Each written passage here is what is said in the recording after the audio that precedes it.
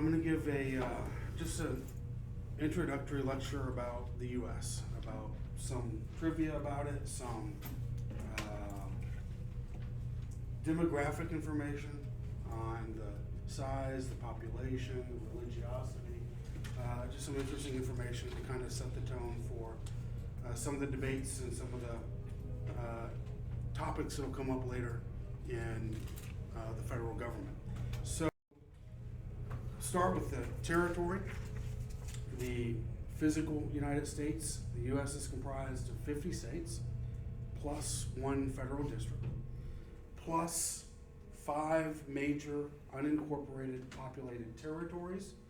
That includes American Samoa, Guam, the Northern Mariana Islands, Puerto Rico, the U.S. Virgin Islands, and there are also several unpopulated or uninhabited territories that you can actually see on this map. Atolls like the Midway Atoll and others. There are also 326 Indian reservations that are located in states but are not identical with those states, right? They have their own sovereign governments. And altogether, this makes up about 3.8 million square miles, and that makes the U.S. the world's 3rd largest country by land area after Russia and China. The states are the principal political divisions in the country. So each state holds jurisdiction over a defined geographical area, and in that area it shares sovereignty with the federal government. And the states are subdivided into counties or county equivalents and further divided into municipalities. So this is a very important difference, is shared sovereignty. So Texas is a sovereign state, right? And the United States is a sovereign state. And they share sovereignty over the people of Texas. But if you live in a territory, it's not considered a sovereign state, right? Like Puerto Rico isn't. It's possession of the United States, which is an important legal distinction. This is a picture of Washington, D.C., which is in the District of Columbia. This is the federal district. It's not a state, right? But it contains the capital of the United States, the city of Washington. And it is ruled by Congress, right? Congress has direct authority over it. Now a little bit about the Native American reservations. You see a map here showing where they are and the size of them, and you'll notice the vast majority of them are in the western part of the United States. You might say the North Midwest and then the West. So the U.S. also observes tribal sovereignty of the American nations to a limited degree, as it does with state sovereignty. American Indians are U.S. citizens, and tribal lands are subject to the jurisdiction of the U.S. Congress and the federal courts. They're kind of like states in that they have a great deal of autonomy, right? They often have their own governments, their own police forces, their own laws. But also, like the states, tribes are not allowed to make war, to engage in foreign relations, or to print and issue currency. Reservations are usually part of a single state, but 12 of these reservations cross state boundaries. And Indian country jurisdiction over civil and criminal matters is shared by tribes, states, and the federal government. I don't know if I'll have a chance to talk about it, but this is often a matter of real, sometimes bitter disputes between tribes and states. For example, in Oklahoma, there are disputes between the state government and the tribal governments over sovereignty, over who has authority over what kinds of issues. The population of the United States, according to the latest data, we have 331 million people. And that makes us the 3rd largest country in the world by population, behind China and India. Within the U.S., the largest city for 200 or more years has been New York City. Current population about 8.8 million people. You can see that's over twice as much as the second place runner, which is Los Angeles. And behind them, Chicago, Houston, Phoenix, Philadelphia, San Antonio, San Diego, Dallas, and San Jose. So 3 Texas cities in the list. Languages, there is no official language in the United States. English is the de facto language, spoken by the vast majority. And about 230 million people speak only English at home. But that leaves 100 million who don't, right? Who speak English plus something else. Of that other, like 1/5 or so of Americans who speak something other than English, or maybe English and something else, Spanish, not surprisingly, is the most common. There are about 37 million American residents who speak Spanish at home, and so that's in second place. But then you have Chinese in third place. Almost 3 million people speak Chinese at home. Tagalog is the Filipino language. That's in fourth place. Vietnamese is in fifth place with 1.4 million people. French, 1.3 million. Korean, 1.1 million. And German. I was kind of surprised. I didn't realize there were that many German speakers still around, but there are 1 million people who speak German in the home. The U.S. has more immigrants than any other country in the world. Over 40 million people living in the United States were born in another country, accounting for about 1/5 of the world's migrants. And the U.S. immigrant population is nearly 4 times that of Germany's immigrant population. Germany has about 12 million immigrants, and it's the second largest immigrant destination after the United States. And just about every country in the world is represented among U.S. immigrants. Interestingly, the U.S. also has a lower number of immigrants with an E, meaning those who have left the United States to live in other countries. It has a lower number of such immigrants than many other countries, including many with much smaller populations. About 3 million people, or about 1% of the Americans born in the United States, now live outside of the United States. And this is considerably smaller than other countries like the UK, where 8% of the people born there now live outside of the United Kingdom. Germany, 5% live outside of Germany. And Canada, 4% of the people born in Canada now live somewhere else outside of Canada. It's smaller than India, which has 16 million immigrants to other countries. India, of course, has a much, much larger population, but still that's a greater percentage of immigrants than the U.S. has. Mexico, with a smaller population than the United States, has more people living abroad. It has 12 million people living outside of Mexico who were born in Mexico. Syria has 5 million. Poland, again with a much smaller population than the United States, has more immigrants. It has 4.4 million people living outside of Poland who were born there.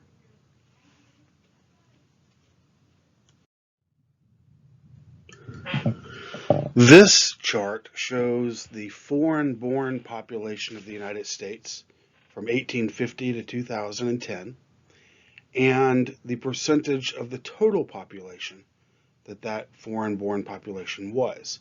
So for example, in 1850, there were 2.2 million people in the United States who had been born in other countries, probably primarily Ireland, Germany, England were countries that sent a lot of people to the United States. And those 2.2 million people who were born in foreign countries made up 9.7% of the American population. In 2010, the most recent year on this chart, you can see that there were 40 million people in the United States that had been born in a foreign country. And those 40 million people made up 12.9% of the overall population. As you can see, that's a very high percentage of the overall population, but not the highest we've ever had. If you go back to 1870, the percentage The foreign-born population was 14.4% of the overall population. It was 14.8% in 1890, and it was 14.7% in 1910. So the percentage of foreign-born people has been higher in the past, but it has been trending upwards from 1970 through the present, through 2010, at least on this chart. It has been trending upwards and getting higher and higher.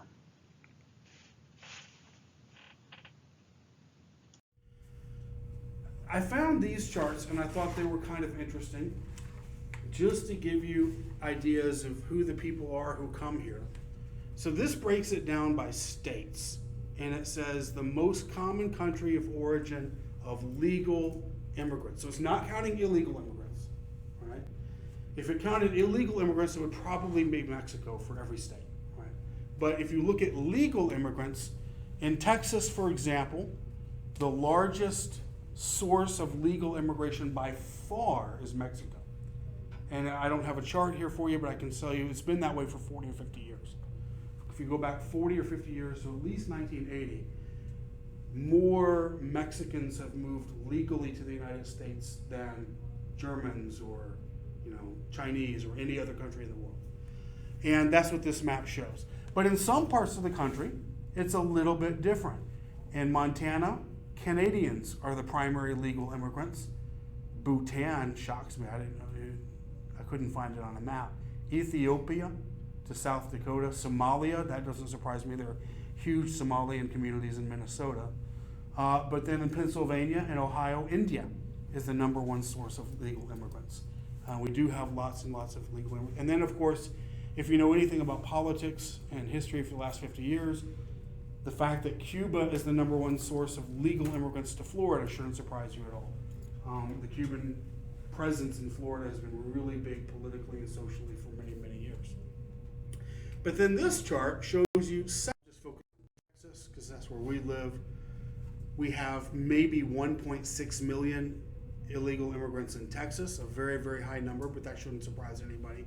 We're right on the border. We have a great economy, so we attract a lot of immigrants, legal and illegal. And that's about 33% of the immigrants in Texas. So of all the people in Texas who were born in a foreign country, that's about 4.5 million. About 1/3 of those people are here illegally or without authorization, however you like to phrase it. Now, I want to change topics. Although it's a slightly related topic, it certainly is related to immigration, because immigration changes the ethnic component of the country in really interesting ways. But I want to spend a few slides talking to you about the race and ethnicity of Americans. So this shows you, based on the most recent data I could find, 2020 census data, what the current breakdown is. And it might be hard to read, but down here is the key. So as of a couple of years ago, 57.8% of Americans were white. And white meant white people who don't consider themselves Hispanic or Latino, because there are white people who consider themselves Hispanic or Latino. That is down from, if you look back 40 years ago, 79.8%, almost 80%. So the number has been steadily declining, about 4 or 5% every decade for many years, for 40 or 50 years. Why is that? Why? Two principal causes. That's a great question. The cause of that is principally that the white population has a lower birth rate, and therefore the population gets older and smaller relative to other groups that have higher birth rates. And then the second explanation is immigration, right? So the vast majority, no, I don't know if I should say vast majority, but the majority of immigrants coming to the U.S. in the last 50 or 60 years have come from Asia or Latin America. And so you would see the Asian population rising and the Latin American population rising relative to the white and black populations. So, great question. You see here, Latino, Hispanic, steadily growing. Again, because of those two factors, immigration and a higher birth rate. The black population really staying pretty steady for the last several decades, around 11 or 12%. Another interesting story, a lot of people focus on the growth of the Hispanic population, and it's a very interesting topic. But another interesting topic is that the Asian population has gone from basically nothing, 0.2% in 1980, to now almost 6% of the American people. And that's the fastest growing group.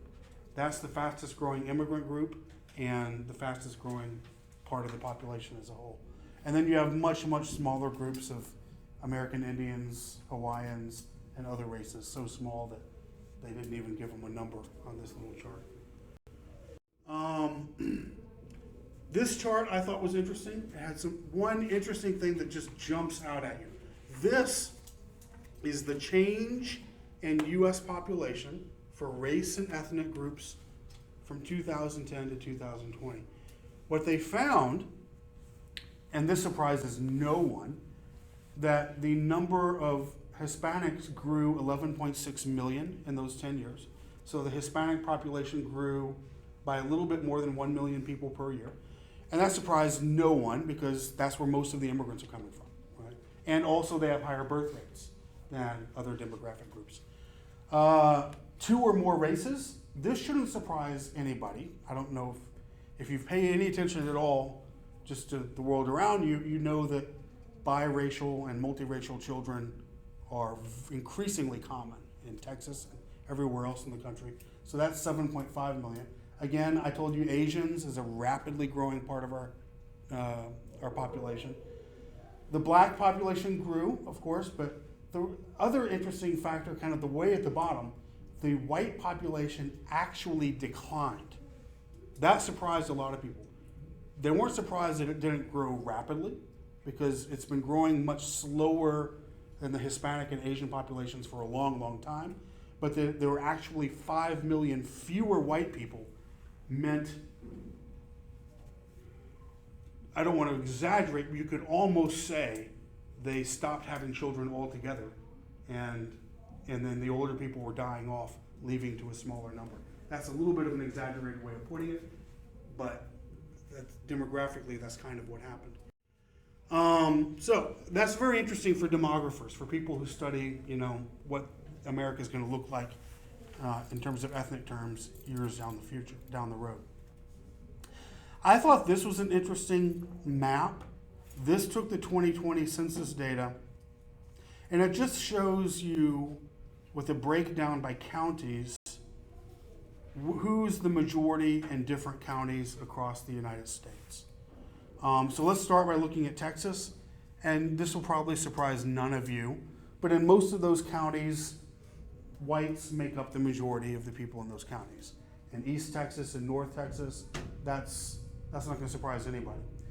Down in the valley, though, if you look at the southern part of Texas, the part south of San Antonio, most of those counties, the majority is Hispanic. And if you've ever been down there, that doesn't surprise you at all either, right? It's been that way for a long, long, long time. Some other interesting things, though. Over here, remember I showed you the chart earlier where the Indian reservations are. Do you see in the 4 corners where Utah, New Mexico, Colorado, and Arizona meet, there's a big block where American Indians are the majority. That's where the Navajo Reservation, the Apache Reservation, Hopi, Pueblo Indian Reservation, all those reservations in there, the people have lived there for hundreds and hundreds of years, and they are still the majority today. And then in the American South, you see, and this obviously not surprising, many counties in North Carolina, South Carolina, Georgia, Alabama, Mississippi, many counties where black people are the majority, again, not surprisingly. And that goes all the way back to the 1700s. They've probably been the majorities in many of those counties. And then for Asians, I can only see 2 counties. Way over in California, I don't even know the names of the counties, but where San Francisco and Oakland, that area is today, Asians are the majorities there. So kind of interesting, just a breakdown of where people are geographically. Now, another really interesting thing, look at the ethnicity broken down by age and ethnicity. And you see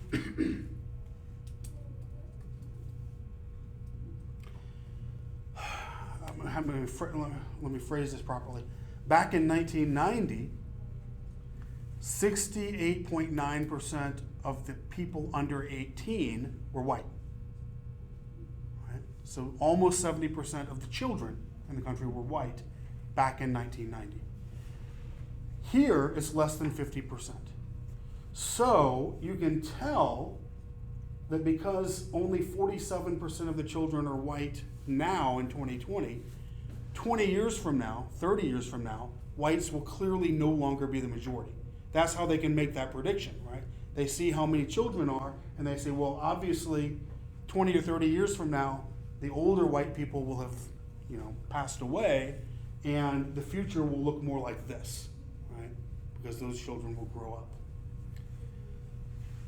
So in 2020, 47% of the children are white, still a plurality, still more than any other group, but 25.7% are Hispanic, 13% are black, a slight fall from previous years, but not that much, and then the Asian group, 5.3%, so it's growing and growing.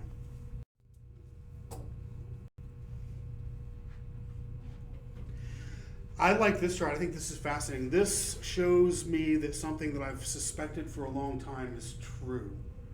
I've thought for several years that if you look at the children, the fastest growing group, the group that really represents the future of America, is not white or black or Hispanic, but mixed race. And this suggests that I was on the right track. This figure shows under age 18 population change for race and ethnic groups 2010 to 2020.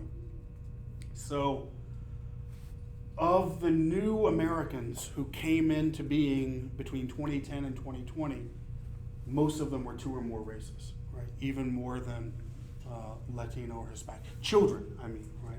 Of the new children that came along in those 10 years. So that's less likely to be migrants, immigrants, and more like it can be, but also as many people who were just born here. What else? Under age 18 population decade change.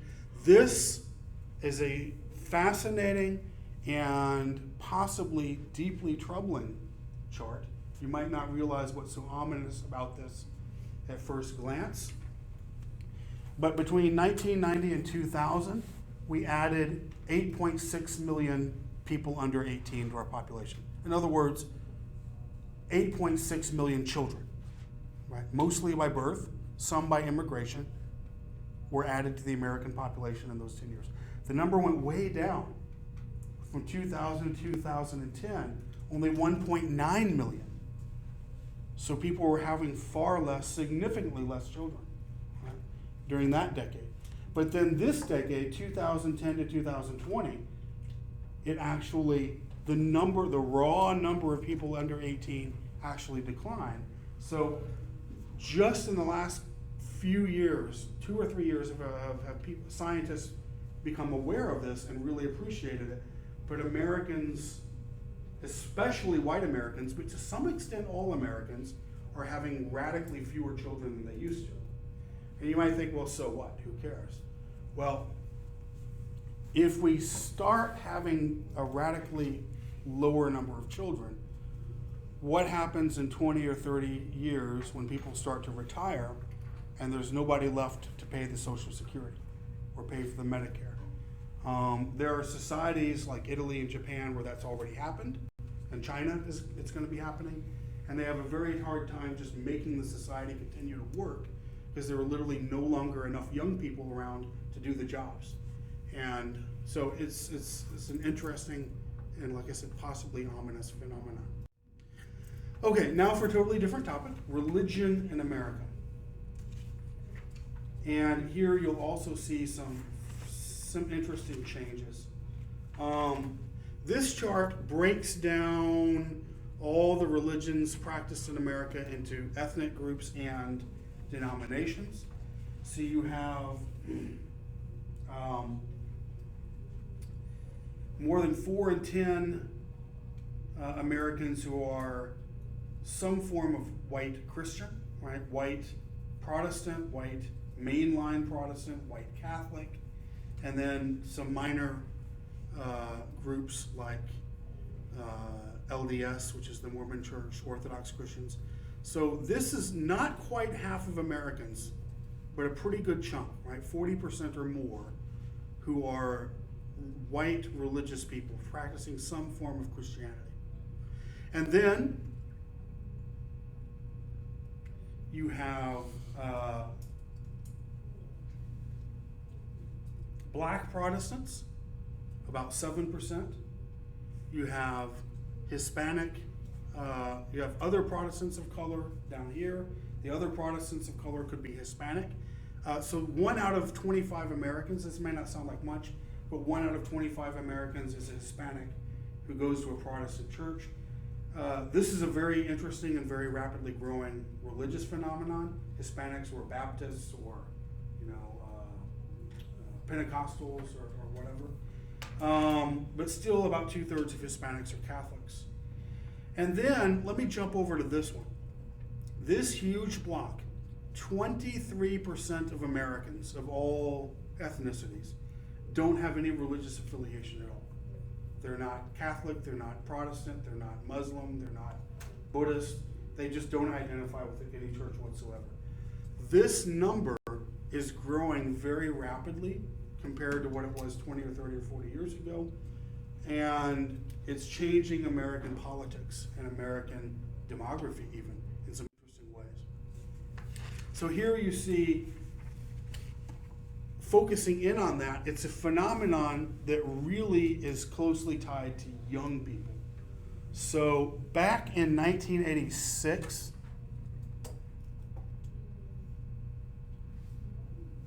about 10% of the Americans who were unaffiliated were 18 to 29. But now it's 36% of 18 to 29-year-olds. So in y'all's age group, in other words, over 1 out of 3 people doesn't have any church affiliation whatsoever. Probably many of you don't have any church affiliation whatsoever.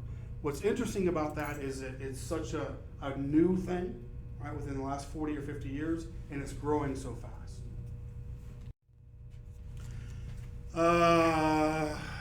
What do I want to say about this? Same thing. Compare the youth number, 18 to 29-year-olds, to the old one, 65 plus. The number of youth who don't have a religious affiliation is 36%, but the number of elderly people, senior citizens, is only 14%. So you could say young Americans are almost 3 times as much as older Americans, almost 3 times as likely to not go to church. You could flip that around and say older Americans are almost 3 times as likely to go to church, right? 2 or 3 times as likely. What does that mean? Why does it matter? It matters because it affects politics, it affects family life, it affects all sorts of other things. This chart shouldn't surprise you, it goes kind of hand in hand with that. The oldest religious group in America are white evangelical Protestants. So that ties into what I said earlier about the white population is getting older relative to the other ethnic groups, but also the Christian population is getting older relative to the other groups. White Catholics are in second place with an average age of 54. Unitarian, Universalist, 53. White mainline, 50. Black Protestant, 50. But then down here, everyone knows that Hispanics are generally a younger population. And you see that here. Hispanic Catholics, average age 42. Hispanic Protestants, average age 39. If you go to a white Protestant church, and then you go to a Hispanic Protestant church the next weekend, which I've done, You see the Hispanic one is much younger. There are more kids, and that's showing up in the numbers. And then, I don't know anything about these groups, honestly, but the youngest of all, Buddhist 36, Hindu 36, Muslim 36, 33. That might be because so many of these Buddhists, Hindus, and Muslims are immigrants, and immigrants tend to be younger, and they tend to have children more, so maybe that all goes together. Religion in America, educational attainment. This might surprise you, but this breaks down the race or ethnicity and religion and how it correlates with education. And what it also strongly correlates with is income, although it doesn't say that here. So if the average so if you start with Hispanic Catholics, this goes from the largest number of people who have high school or less and limited college. Hispanic Catholics are the least educated of all these religious groups. Only 4% have a postgraduate education, 65% high school or less. Hispanic Protestants, 58% high school or less, 6% postgraduate. Now, I can tell you, just in case it pops into anybody's mind, there's a very, very obvious explanation for this, and that is this is the largest group of our immigrants, and they typically come here adults without college educations in their home country. In other words, they come here from Mexico, Honduras, El Salvador with less than a high school education where they come from, and then they don't get an education here because they're too busy working all the time. But their kids tend to get a lot more education than this. Black Protestant is kind of the middle of the pack. White Protestant as well. Look at the next page, though. Look all the way at the bottom. Who is the best educated religious group in the United States? Hindu. 45% of them have postgraduate educations. These are overwhelmingly immigrants also, but from totally different economic and educational backgrounds than the immigrants we're getting from Latin America. The immigrants from Latin America tend to be people who come from very poor regions. They don't have any educational opportunity where they come from, and they come here and they work as house cleaners is the most common, but then construction workers, things like that. The Hindus overwhelmingly, they come from India, and they already have degrees as doctors or engineers in India. They come here with those degrees, and then that makes them the most highly educated religious group in America. Unitarians are in second place, and Jewish Americans in third in terms of having a large number of postgraduate degrees and college degrees. So I thought that was kind of interesting. This breaks down religious affiliation by race or ethnicity. I was not surprised that whites and blacks and Hispanics are less likely, only about 1 out of 5 of each group to be unaffiliated, but a large number of Asians and Pacific Islanders and multiracial Americans consider themselves to not be affiliated to any religious group. I was intrigued by that. I don't know why that is. The top is evangelical Protestant.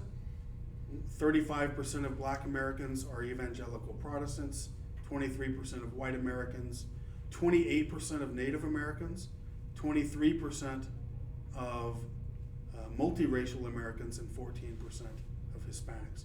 Look at this category here. This probably shouldn't surprise you. 50% of Hispanics in America consider themselves to be Catholic. Given the Catholic tradition in Latin America, that's probably not surprising. And this breaks it down by party and age. I'll just point out one thing.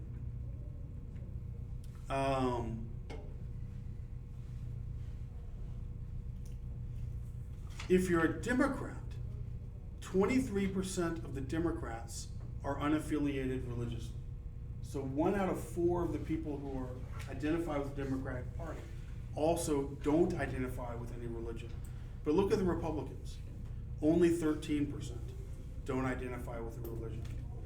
And then look at evangelical Protestant, white evangelical Protestant. Only 9% of Democrats consider themselves white evangelical Protestants, 29% of Republicans. So if you look at those numbers, the Republican Party tends to be the more religious party and the more white party than the Democratic Party. And why is that?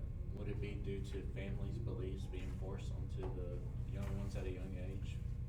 Or Well, why is what? The unaffiliated part? the unaffiliated and the Protestant and what their beliefs are? Wouldn't it be because of what the parents believe in and the kids would pick up on that at a young age?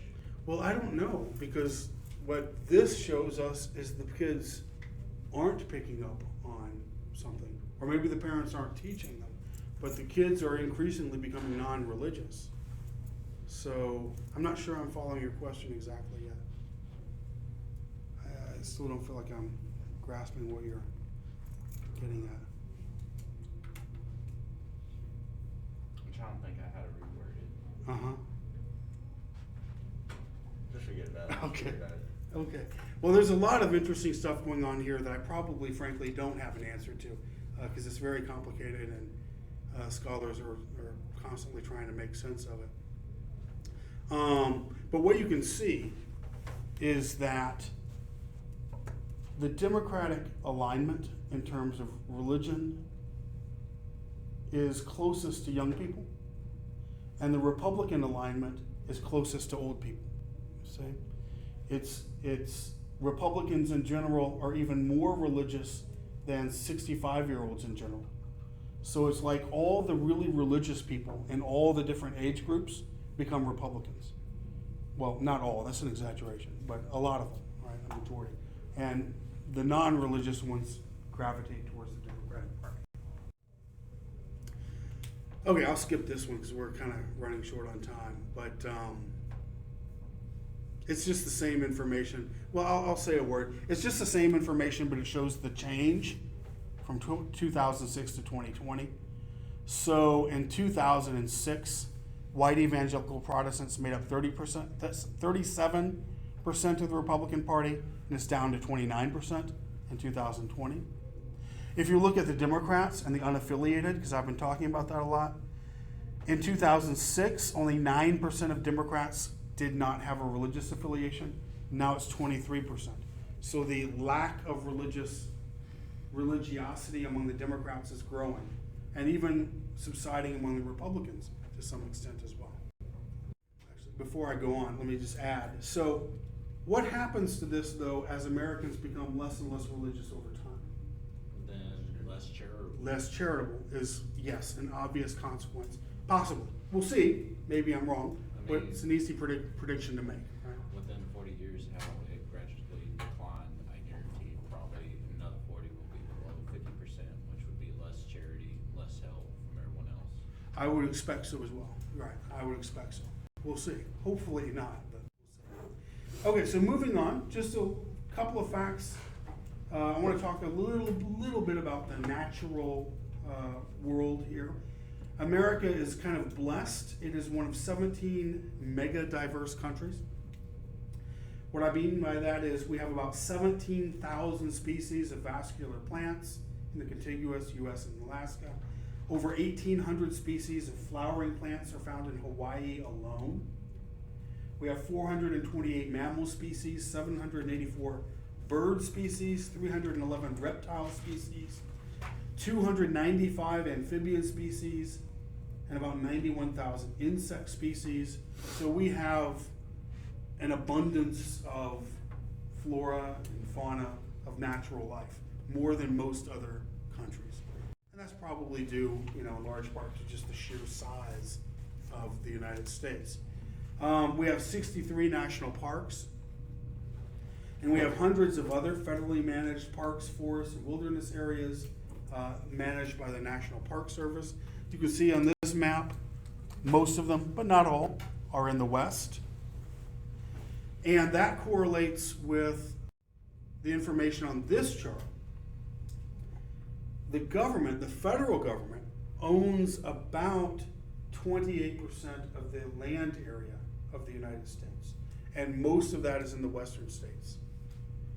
Most of this land is protected, but some is leased for oil and gas drilling, mining, logging, or cattle ranching, and about 0.86% is used for military purposes. I was shocked when I saw this. If you look at Nevada and Utah, it's just all red, almost. The government, the federal government, owns all of that you see in red. Some of that is Indian tribal land, and the federal government technically owns the land and manages it for the Indian tribes. But a lot of it is just federal land that the government owns and operates. I said less than 1% for military purposes. In some places it is for military purposes. I remember going on a trip through Utah when I was about 14 or 15. Our car broke down. The only place we could find within miles was a military installation. We asked the guard there, the Army officer, not officer, soldier, if he could help us, and he said no. You know, you're on government property, military property. You just have to get out of here. And he didn't care how we did it or what we did, but we had to get out because we were on U.S. government land. So that's pretty astonishing, I think. A little bit about the government, but this is just the most basic of introductions because I'll go into this in more detail as the semester progresses. The U.S. is the oldest surviving federal republic and federation. In other words, a federation meaning the federal government and state governments. It is a representative democracy in which majority rule is tempered by minority rights. By federalism, we mean a system where the citizens are usually subject to 3 levels of government: federal, state, and local. The state governments or local governments' duties are commonly split between county and municipal governments. We have a system of checks and balances that I'll get into in more detail in a subsequent lecture. The government is regulated by a system of checks and balances in which each branch of the government checks the powers of the other branches. The Constitution is the basic rule, fundamental law of our country.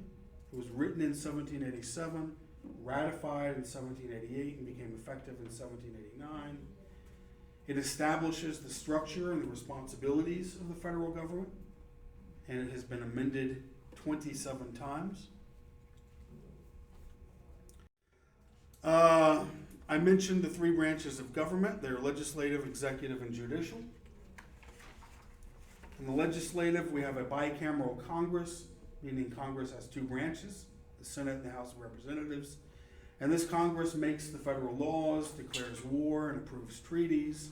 It has the power of the purse, meaning the power to spend, and the power to impeach, which I'll talk about a lot more later. The executive branch is headed by the president. He is the commander-in-chief of the military. He can veto legislation, and he can appoint members of his cabinet, like the Secretary of the Treasury and so on, and other officers. The judicial branch is led by the Supreme Court and then lower federal courts, and the judges in the judicial branch are appointed by the president, but the Senate has to approve the appointments. Congress, I said, is divided into 2 chambers. The House of Representatives is 1 chamber. It has 435 voting members who serve 2-year terms. The Senate has 100 members, and they are apportioned 2 per state. No matter how big or small the state is, each one has 2 members. The president works and lives here at the White House, serves a 4-year term, may be elected no more than twice, and the president is not elected by a direct vote, but by the indirect electoral college system. This is a picture of the Electoral College in action, the electors from Texas. So the states in the District of Columbia choose the President of the United States. Each state has presidential electors equal to the number of their representatives and senators in Congress. The District of Columbia has 3 electors. It was given those 3 by the 23rd Amendment. Territories do not have presidential electors. So if you reside in Puerto Rico, you are not in one of the U.S. states, and so you cannot vote for president. Right? You have no elector. The Supreme Court, I mentioned, is the head of the judicial branch. There are 9 Supreme Court justices. They serve for life, unless they're impeached for some reason or resign. And they are appointed by the president. All laws and government procedures are subject to something called judicial review. I'll talk about that a lot more in the future, but I want to just mention it now. This is the power that the federal judges have to review the constitutionality of the laws and the actions undertaken by other branches of government. And they can then strike those laws down or overrule them if they think that they violate the Constitution. The U.S. has had a 2-party system for most of its history. For elective offices at most levels, state-administered primary elections choose the major party nominees for subsequent general elections. So you have primary votes in Texas to choose nominees for president and so on. And we've had the 2 parties you see symbolized here, the Republican Party on the left and the Democratic Party on the right, since the 1850s. The Democratic Party was founded in the 1820s. The Republican Party was founded around 1854, and no one but them has ever won a presidential election since the 1850s. Now, since the Civil War, only one third-party candidate, that was Theodore Roosevelt in 1912, and he was a progressive, only he has won 20% of the popular vote for president. Ross Perot ran for president on a third-party ticket in 1992, and he got 18.9% of the vote. That was the second best showing in recent history. So most of the time, well, all of the time, to have any real chance of winning the presidency, you have to be a Republican or a Democrat. Current president of the United States is Joe Biden. He's the 46th president. Kamala Harris is the current vice president. I don't have their pictures here, but the current Speaker of the House is Nancy Pelosi, and the current Majority Leader, which is the person in charge of the Senate, is named Chuck Schumer. A little bit about foreign relations. The U.S. is a member of the United Nations, the World Bank, the International Monetary Fund, the Organization of American States, NATO, and other international organizations, and we are a permanent member of the UN Security Council. That's about 10 countries that make the most important decisions in the UN, and we are a permanent member of that council. Also, the UN or United Nations headquarters is in New York City. So the U.S. is really closely involved with that organization. Almost all countries around the world have embassies in Washington, D.C., and many have consulates around the country, and nearly all nations host American diplomatic missions. There are 4 countries that I know of, maybe there's other 4 that I found, that do not have diplomatic relations with the United States. Iran, North Korea, Bhutan, I don't know what's going on with Bhutan, and Taiwan. Iran and North Korea, because we have a very unpleasant relationship with those countries, so we don't have diplomatic relations with them. Taiwan is actually unofficially considered a United States ally, and we provide them with military equipment, but we do not have formal diplomatic relations with them, mostly because they're enemies with China, and that would aggravate the Chinese excessively. We do have, historically, a very close relationship with the United Kingdom. It's often called a special relationship. And that's because we fought 2 world wars with them, and the Cold War. We were allies with them as well.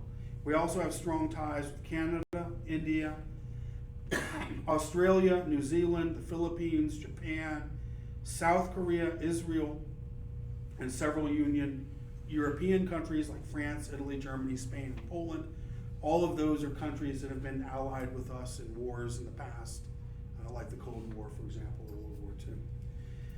We work very closely with NATO members on military and security issues, and with the Organization of American States. And one other country, a South American country, Colombia, is often considered to be an ally or a special partner with the U.S. The military. The president is the commander-in-chief. He appoints the leaders, the Secretary of Defense, and the Joint Chiefs of Staff. The Department of Defense administers 5 of the 6 services: the Army, the Marine Corps, the Navy, the Air Force, and the new Space Force. The Coast Guard is kind of part of the Department of Homeland Security, but can be part of the Department of Navy in wartime, so it can go back and forth. All 6 branches of the U.S. Armed Forces had a collective 1.4 million personnel in 2019, the most recent year I have data for. If you add reserves and National Guard, that puts the number at 2.3 million people.